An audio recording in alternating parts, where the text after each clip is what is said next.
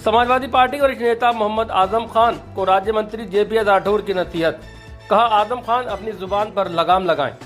लौह पुरुष सरदार वल्लभ भाई पटेल की 150वीं जयंती के उपलक्ष्य में उत्तर प्रदेश सरकार में सहकारिता मंत्री और रामपुर के प्रभारी मंत्री जेपी राठौर ने प्रेस वार्ता कर सरदार वल्लभ भाई पटेल की जयंती के उपलक्ष्य में होने वाले कार्यक्रम को लेकर जानकारी दी।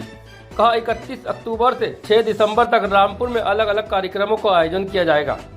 वहीं जेपी राठौर ने आजम खान के दिए गए बयान, जो लोग दिए जलाते हैं कुछ भी जला सकते हैं, इस बयान पर जेपी राठौर ने कटाक्ष करते हुए कहा, यह हमारी धार्मिक आस्था पर चोट है और आजम खान को अपनी जुबान पर लगाम लगाना चाहिए और आजम खान को इसके लिए सभी हिंदू आस्था वाले लोगों से माफी मांगनी चाहिए। आज जो पत्रकार वार्ता आप लोगों से संवाद के लिए बुलाई गई है, उसका मुख्य विषय है सरदार वल्लभ भाई पटेल लौह पुरुष की 150वीं जयंती है। इस जन्म जयंती के अवसर पर 31 अक्टूबर जो उनका जन्म की तारीख है, उससे लेकर और 6 दिसंबर तक, यानी कि डॉक्टर भीमराव अंबेडकर जी के पुण्यतिथि तक कई प्रकार के कार्यक्रमों का आयोजन राष्ट्रीय एकता की भावना को, देशभक्ति की भावना को लोगों में जागृत करने के लिए कई प्रकार के कार्यक्रम किए जाने हैं। आजम खान का कहना है कि जो लोग दिए जलाते हैं कुछ भी जला सकते हैं। देखिए, ऐसा है कि जब राम मंदिर बना है और इन्हीं लोगों ने राम भक्तों पर गोलियां चलवाने का काम किया था।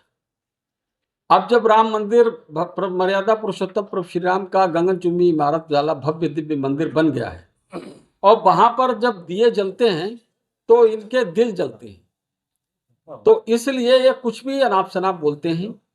और मुझे लगता है कि ये हमारे सनातन परंपरा को और हमारी हिंदू आस्था पर प्रहार है।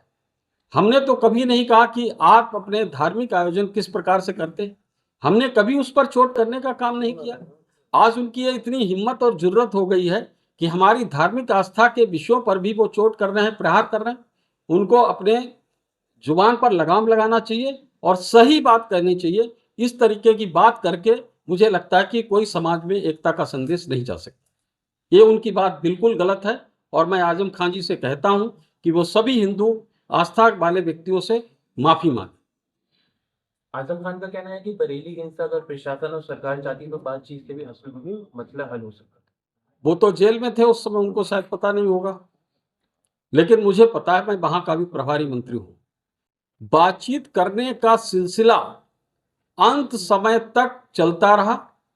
ये तौकीर रजा जी से पूछिए और उनके लोगों से पूछिए कि जिला प्रशासन, पुलिस प्रशासन ने कोई भी परिस्थिति को, मतलब जितना हो सकता था मैक्सिमम बातचीत करने का प्रयास किया और यहां तक प्रयास किया जब पता चला कि उनके घर पर वो नहीं है तो उनको प्रशासन ने खोजा कि वो कहां पर हैं और वहां पर जाके हमारे डीएम एसएसपी उनसे मिले और उनसे कहा कि भाई आप इस तरीके से उपद्रव करवा के आगे कुछ अमन चैन को आप भंग मत करो, लेकिन वो नहीं माने। और उसके बाद उन्होंने वो दुष्टता की है कि शाम को 11 बजे रात में ये आता कि समझौता हो गया, उसके बाद एक रात में 1-1:30 बजे की ऐसा नहीं हुआ है। तो इस तरीके से 420 करके प्रशासन को चीट कर कोई समाज में किस तरीके से रह सकता है। और जो घटना या दुर्घटना हुई है उसको सब लोग जानते हैं, लेकिन ये योगी जी का राज है। यहाँ पर इस तरीके से हम किसी का अपीसमेंट नहीं करना चाहते, तुष्टिकरण नहीं करना चाहते। किसी के व्यक्ति के डर या साए में किसी एक नागरिक को रहने नहीं देंगे। हर कोई नागरिक स्वतंत्रता पूर्वक आजादी के साथ यहाँ पर रहेगा, बिना किसी डर के, बिना किसी भय के। देखिए, बिहार में एनडीए की प्रचंड बहुमत की सरकार बनने जा रही है और विपक्ष का, राष्ट्रीय जनता दल का सुपड़ा साफ हो रहा है।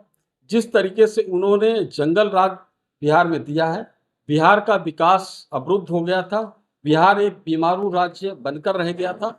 उस बिहार को नई दिशा देने का काम माननीय नीतीश कुमार जी ने किया है, एनडीए की सरकार ने किया है। आज विकास प्रगति पथ पर बहुत तेजी के साथ आगे बढ़ रहा है और बिहार भी उत्तर प्रदेश की तरह बीमारू राज्य के कलंक से हटकर आज विकसित बिहार बनने की तरफ अग्रसित है और निश्चित रूप से अगले कार्यकाल में विकसित बिहार बनकर है।